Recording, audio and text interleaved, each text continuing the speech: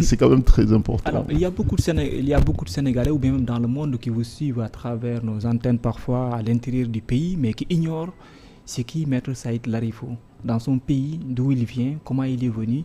Rappelez que vous êtes là-bas un acteur politique.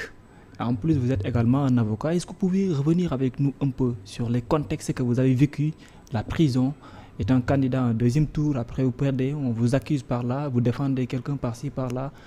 Est-ce que vous pouvez revenir sur ça pour que les Sénégalais puissent au moins avoir une idée de comprendre ce qui Maître Saïd Larifou et pourquoi aussi il défend Ousmane Sonko? Oui, bon, pourquoi je défends d'abord, pourquoi je défends Ousmane Sonko? Bon, Ousmane Sonko m'a fait l'honneur de m'associer dans ce combat pour la réhabilitation de ses droits politiques. Et puis aussi, à travers cette défense d'Ousmane Sonko, j'ai trouvé opportunément l'occasion de parler de l'Afrique. Vous voyez, dans la défense, de parler de l'Afrique, puisque lorsque j'ai eu l'occasion de plaider devant la Cour suprême, particulièrement la Cour suprême, et voire même devant le tribunal de Dakar, particulièrement, j'ai dit, écoutez, c'est un dossier géré ici, au Sénégal, on le plaide ici, mais sachez-le que l'Afrique est très attentif à tout ce qui se passe ici, puisque vous avez une visibilité positive. Partout en Afrique. Oui, partout en Afrique, partout dans le monde. Vous avez aussi un modèle. Voilà, une visibilité internationale qui est quand même très positive. Et donc le message que vous donnerez, soit il est négatif, auquel cas il y a des gens qui vont désespérer. Il y a des dictateurs qui vont dire, écoute, on a encore des longs jours devant nous. Ou bien vous lancez un message positif, auquel cas l'espoir sera encore permis pour l'Afrique.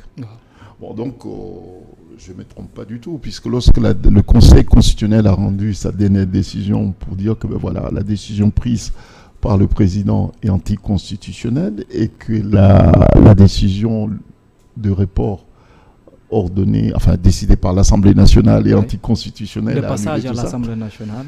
À l'Assemblée nationale. Bon, écoutez, je peux vous dire que non seulement les Sénégalais étaient soulagés, mais le monde entier, l'Afrique était fier. Quand le Conseil constitutionnel en parlait. Voilà. Et exigeait également une date avant le 2 avril. Voilà. Bon, donc l'Afrique était fière de voir un des champions africains se distinguer davantage. Bon, donc, dans la défense d'Ousmane Sonko, j'ai vu cette opportunité d'apporter un témoignage africain. Et puis, il mène un combat africain. Il m'a semblé tout à fait normal que ce combat africain soit connu par les Africains. Et que, bon, nous sommes un continent qui est en pleine période de chamboulement. Vous voyez, et donc cette remise en cause des systèmes, des schémas coloniaux appelle à une nouvelle vision de l'Afrique. Cette démarche est incarnée par Ousmane Sonko et d'autres également dans certains coins d'Afrique. Mais là, je voulais également qu'on en parle un peu parce que vous êtes un leader bien reconnu dans votre pays. Comment est-ce qu'Ousmane Sonko, un leader sénégalais, que vous voyez vous comme un leader africain, comment est-ce qu'il vous a convaincu? C'est à travers des idées seulement, ou bien juste vous l'avez lu, ou bien vous l'avez écouté et que vous vous êtes dit, bah voilà, l'homme qu'il faut peut-être pour l'Afrique à un certain moment. Est-ce que c'est ce que vous vous êtes dit réellement? Bon, lorsque j'ai discuté de lui, c'est avant tout sur l'aspect juridique et qu'il fallait que le message de Ousmane Sonko, puisque, je l'ai dit, il est victime d'injustice. Nous ne voulons pas, je pense l'avoir dit peut-être même ici, sur votre chaîne ici. Avec Mohamed Diallo. Voilà, j'avais dit, écoutez, nous allons internationaliser le combat d'Ousmane Sonko, son combat contre les injustices. Nous allons internationaliser. C'était l'engagement que j'avais pris. Et puis j'étais aussi très prudent et respectueux, je pense l'être, de mes frères et sœurs du Sénégal, puisque je dis, écoutez, je ne viens pas au Sénégal pour une révolution judiciaire. Ça, je l'avais dit d'emblée. Je ne viens pas pour une révolution judiciaire. Parce que vous avez déjà trouvé des confrères excellents. Voilà, mais je viens tout simplement dire qu'il faut que ça cesse. cette forme d'injustice qui s'abat contre les opposants, etc. Bon, voilà. Et apporter mon témoignage africain. Bon, ça, c'est un premier point. Et puis, sur mon parcours. Ouais, votre parcours. Voilà, mon parcours au Comores. Je suis président d'un parti qui s'appelle le Rassemblement pour une initiative de développement avec une jeunesse avertie, le RIDJA. Et qui est devenu, depuis la dissolution de PASTEF, qui est devenu RIDJA PACTEF. PACTEF, Patriote africain des Comores pour l'éthique, le travail et la fraternité. Et quand vous avez pris cette décision, ça a été apprécié comment par certains de vos partisans au Comores? Tout le monde a pris l'idée. Ah bon? Ah oui. Et ils l'ont épousé sans problème. Ils l'ont épousé spontanément. Et donc ça veut dire qu'ils connaissent bien Ousmane Sonko à travers... Ils savent le combat que mène Ousmane Sonko, pas seulement aux Comores, mais en Afrique de l'Ouest, ce qui me semble évident, puisqu'on est en Afrique de l'Ouest. Ouais. On n'a pas eu de difficulté en Côte d'Ivoire pour créer PASTEF en Côte d'Ivoire. Ouais. On n'a pas eu de difficulté pour créer PASTEF au Mali, au Bénin, à Madagascar, à l'île Maurice. Il y a des PASTEF qu'on a implantés un peu partout. D'accord. Bon, parce que nous voulons plus, en tout cas c'est notre combat, nous ne voulons plus voir des opposants emprisonnés parce qu'ils défendent leur idéal politique, démocratique pour leur pays et puis pour l'Afrique. Bon, donc nous avons implanté un peu partout PASTEF. Donc il y a ce qu'on appelle PASTEF Africa. D'accord. Bon voilà, qui va sans doute évoluer, hein, mais on attend d'abord... libérer M. Ousmane Sonko, ouais. Et puis voir quel est le chemin que nous pourrons mettre pour unir effectivement des forces progressives. Donc c'est ça votre objectif dans ce cas? Forces progressives africaines pour apporter à l'Afrique une autre vision. Donc moi j'étais 2 fois en qualité de président du RIDJA PACTEF, j'étais 2 fois au deuxième tour d'élection présidentielle. 2 fois en quelle année? C'était d'abord en 2007. 2007 ouais, 2007. Et puis 2010 et 2011 également, 2011. Au Comores. Et puis, dernière fois, j'étais candidat aux élections présidentielles, c'était en 2019, mais les élections n'ont pas eu lieu. Azali, il a fait un coup d'État électoral. Et puis, en 2024, en janvier, le 14 janvier, cette année, il devait y avoir des élections. Je n'ai pas pris part pour des raisons de sécurité, puisque je suis en exil à l'extérieur. Mais j'ai quand même soutenu la présence des candidats de l'opposition à l'élection présidentielle aux Comores. Là, à l'instant où je vous parle, les 5 candidats de l'opposition comorienne m'ont constitué comme avocat avec d'autres confrères étrangers. Ouais. Donc nous menons un travail juridique, un travail judiciaire et puis un travail diplomatique au niveau international pour que le monde entier et les partenaires de notre pays, les Comores, sachent qu'Azali n'a pas été élu. Mais Azali a fait un coup d'État électoral pour rester. Et nous avons des preuves à l'appui. Il y a même des membres de la CENI aux Comores. Ouais. Ici, on parle de Sénat, là-bas, on parle de CENI, Commission électorale nationale indépendante.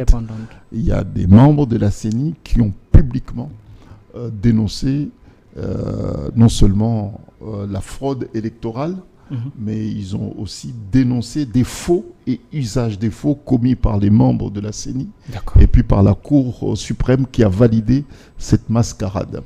Bon, donc nous sommes en mobilisation au niveau international. Ce que nous voulons, c'est d'aboutir à des états généraux pour des nouvelles élections chez nous, puisqu'il n'y a pas eu d'élection. Et si ces états généraux nous ne parviendrons pas à le mettre en place, je pense malheureusement que le pays va se retrouver encore bousculé à nouveau. Et personnellement, moi je suis avocat, j'étais inscrit au barreau de Saint-Pierre de l'île de la Réunion, puis au barreau de Paris. Mais à un moment, j'ai pensé qu'il fallait, puisque j'avais rencontré des soucis fiscaux, et puis j'ai estimé qu'il fallait absolument que je trouve une solution par rapport à ces soucis fiscaux, des problèmes fiscaux, un problème fiscal que j'avais. Donc j'ai préféré prendre un petit peu de recul pour trouver une solution par rapport à cela. C'est un passif, hein. Il n'y a pas de fraude fiscale, mais un passif fiscal. Impayé, c'est ce qu'on appelle un impayé fiscal, ce qui est différent par rapport à une fraude fiscale. Donc j'avais un impayé fiscal qui m'a valu quand même quelques ennuis, puisqu'il fallait s'expliquer pourquoi ce passif fiscal. Pourquoi ce passif fiscal? Et comme ça devenait de plus en plus intenable, j'ai préféré démissionner du barreau de Saint-Pierre de la Réunion et puis m'inscrire aux Comores, puisque, à juste raison, puisque c'est là où politiquement j'étais bien implanté, ce qui était une mauvaise chose, mais bon, c'est au fait... Vous l'avez regretté? Ah non, c'était une mauvaise chose, mais qui s'était avéré mais qui a beaucoup positif, apporté également. Qui m'a beaucoup apporté, puisque si aujourd'hui je suis ici, c'est par rapport justement à mon engagement politique pour l'Afrique. D'accord. Bon, donc, vous voyez, il faut toujours essayer, dans les turbulences, essayer de tirer le bon côté des choses. Effectivement. Et là, maintenant, vous êtes inscrit au barreau. Et là, vous êtes inscrit, mais vous êtes également en exil. Je suis en exil, je suis inscrit au barreau de Moroni, au Comores. Je suis membre du Conseil de l'Ordre. Et à Saint-Pierre de la Réunion, j'étais membre aussi du Conseil de l'Ordre. J'avais même assuré l'intérim du bâtonnier de l'Ordre des avocats de Saint-Pierre, de l'île de la Réunion. Donc c'est un département français. D'accord. Et j'étais aussi vice-président de la Ligue des droits de l'homme au département français de la Réunion. J'étais vice-président de la Ligue des droits de l'homme. Bon, donc, j'ai beaucoup milité pour le droit de l'homme. Et là, en ce moment, en plus de mon engagement comme avocat et leader politique, j'ai regroupé des organisations de la société civile africaine qui sont en Europe. Nous avons créé Waraba. Waraba, c'est une ONG panafricaine qui a vocation à donner à l'Afrique une autre vision de l'avenir de l'Afrique, une vision qui reposera sur l'engagement de l'Afrique de se prendre en charge. Bon, donc je suis l'un des fondateurs de cette organisation. Bon, donc vous avez sans doute relevé que mon engagement pour l'Afrique est un engagement constant et non pas un positionnement de circonstances. Voilà. Là aujourd'hui, nous sommes aussi mobilisés par rapport à la situation des migrants. Des migrants aussi. Des migrants africains. Partout vous y en Europe. Avec des ONG aussi. Avec les ONG, partout en Afrique. Et même en Afrique, mais en Europe également, puisque j'étais présent en Tunisie lorsque les migrants africains, les subsahariens, rencontraient des difficultés en Tunisie. J'étais au palais de justice du Tunis pour défendre des migrants. J'étais constitué pour 2 Africains. Mais finalement, je me suis retrouvé à défendre 50 compatriotes africains. Donc l'engagement patriotique africain est toujours là. J'ai défendu. Et puis j'ai contribué aussi à ce que des Africains qui voulaient rentrer chez eux trouvent des moyens de quitter la Tunisie. Et ça, je l'ai fait en Tunisie. Et j'étais aux États-Unis récemment aussi pour aider les migrants africains qui sont en difficulté aux États-Unis. Aux États-Unis, oui. Donc on est très présent, et puis je suis aussi présent dans le combat contre l'esclavage également. Donc c'est moi qui suis à l'initiative de regroupement des associations qui luttent contre l'esclavage pour se retrouver au sein d'une seule et même structure pour être très très très efficace. Et c'est pour cette raison que sans doute que j'ai été sollicité pour apporter mon soutien en tant qu'avocat à M. Biram, qui est le leader de l'opposition mauritanien, qui est candidat aux prochaines élections présidentielles, qui en ce moment fait l'objet d'une procédure. Vous voyez, comme quoi c'est comme un cancer, c'est un cancer généralisé qui est contagieux. Là, son immunité parlementaire a été opportunément levée le 20 janvier dernier, non, le 20 février dernier. Pour répondre... Lui aussi, il cherche à trouver son éligibilité pour être candidat. Non, écoutez bien, pour répondre des propos diffamatoires. Ah bon? Qu'il aurait tenu... La même chose. Qu'il aurait tenu contre un leader politique. Donc on a levé son immunité parlementaire, Biram. On a levé son immunité parlementaire. C'est le même cas Ousmane Sonko avec Mamba Ignan. Voilà, donc vous voyez, à 3-4 mois des élections présidentielles en Mauritanie, opportunément, on lève son immunité parlementaire, et puis il faut absolument qu'il réponde. Vous voyez, donc Et ça commence à se répéter dans certains pays africains. C'est contagieux, cette épidémie-là. Elle est contagieuse et Dieu... Et maintenant, vous êtes au Sénégal. Est-ce que réellement, vous vivez sereinement? Vous n'avez pas d'intimidation parfois, ou bien les personnes qui vous suivent pour vous harceler, ou bien vous pensez bien en paix et bien en sécurité réellement? Il y a que le Tout-Puissant qui veille sur nous. Hein. Bon, moi, je suis bien. Franchement, je remercie nos frères et sœurs du Sénégal pour la fraternité manifestée à mon égard. Et tout, bon, je suis comme si je suis chez moi. Et Azali, votre relation.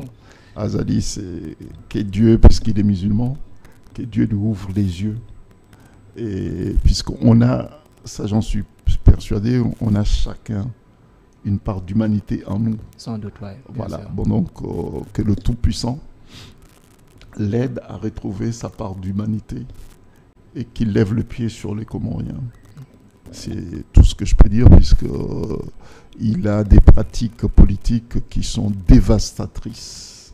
Et ça répète que sur la population comorienne. Ah oui, non, mais il a tout abîmé. Le socle culturel, le socle social.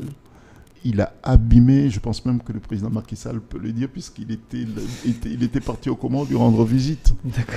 Même le président Macky Sall peut le dire. Mais ils sont proches. Bon, il y a des proximités, quelquefois il faut en savoir. D'accord. Mais ce monsieur, il a abîmé les Comores. Les gens ne sont pas heureux. Les gens sont malheureux.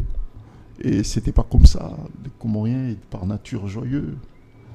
Mais il a abîmé le sourire. Les Comoriens, ceux qui sont aux Comores, ne sont plus souriants, ils sont malheureux, ils ne savent même pas où va le pays. Il a abîmé la religion musulmane. Il a instrumentalisé les chefs religieux. Il a abîmé la culture comorienne.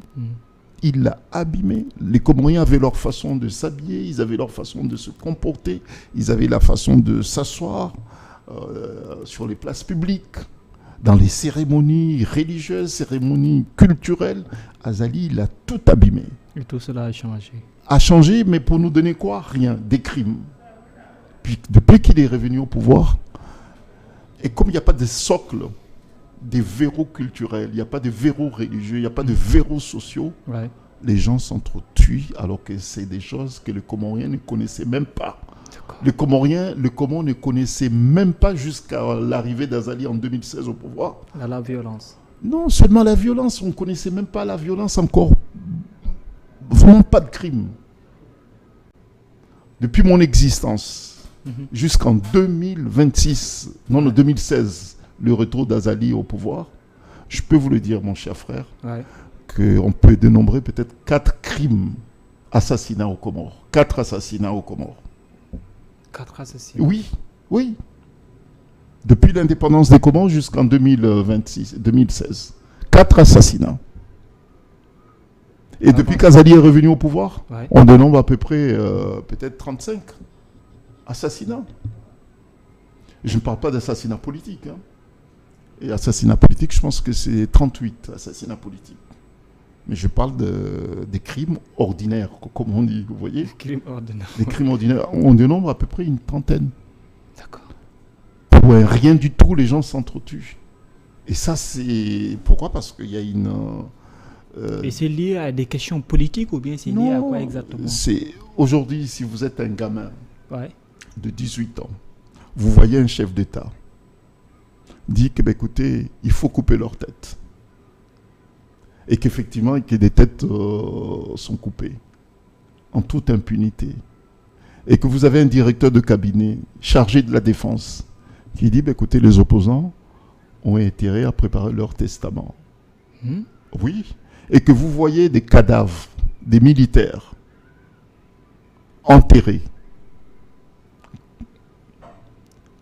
musulmans, enterrés et jetés dans des trous, et que les jeunes apprennent comme quoi il y a un cadavre qui a été jeté dans même pas une tombe. Et tout cela est allé sur la place publique et que tout le monde a les jeunes sont allés déterrer les corps, la dépouille, enfin le cadavre, pour se rassurer si véritablement il s'agissait d'un être humain. Et c'est des crimes, ce sont des gens qui ont été arrêtés, torturés dans un camp militaire, et puis enterrés sans que les familles après le sachent. Et puis il y a des fuites, puisqu'il y a des militaires qui ne sont pas forcément fiers, au contraire, qui font fuiter l'info. Et puis à partir de là, les familles se lèvent pour dire, bah, écoutez, effectivement, un des nôtres était en garde à vue. Enfin, en garde à vue, non, torturé, séquestré. Et après, puis, ils disparaissent comme ça. Et ils disparaissent comme ça. Et puis, lorsque les jeunes voient ces faits, ces crimes commis en toute impunité, ben, ça les inspire aussi. Que la moindre contrariété avec votre ami, votre voisin, etc., ben, vous poussez à être aussi violent. Voilà, des violences. Et puis, il n'y a pas de verrou socio-culturel ou bien religieux. D'accord. Et lorsque vous avez un chef d'État qui, par son geste, par son discours, incite à l'assassinat, au meurtre, bah écoutez, les jeunes prennent ça comme un jeu. Voilà. Et c'est difficile après pour le chef d'État de dire qu'il faut condamner, puisque vous-même vous incitez les gens à s'entretuer. Donc voilà où est-ce qu'on en est lorsqu'on parle d'Azali. C'est un accident de l'histoire des Comores, Azali. Ah non, c'est un accident de l'histoire des Comores. Et vivement que le Tout-Puissant nous vienne en aide. Voilà. Merci, monsieur Saïd Larifou. Je rappelle que vous êtes avocat, mais en même temps aussi, vous êtes un leader politique aux Comores. Et ici, vous êtes avocat en tant qu'avocat d'Ousmane Sonko. C'était un plaisir de vous accueillir dans nos locaux et surtout dans l'émission Tolloy. Merci beaucoup. Merci. Alors, merci pour sa disponibilité. Merci également à tous ceux qui nous suivaient à travers votre émission Tolloy. Tchernoba qui était la partie technique basse à l'affiche. Merci beaucoup de nous avoir suivis. À demain, Inch'Allah, avec un autre invité. Merci et bonsoir.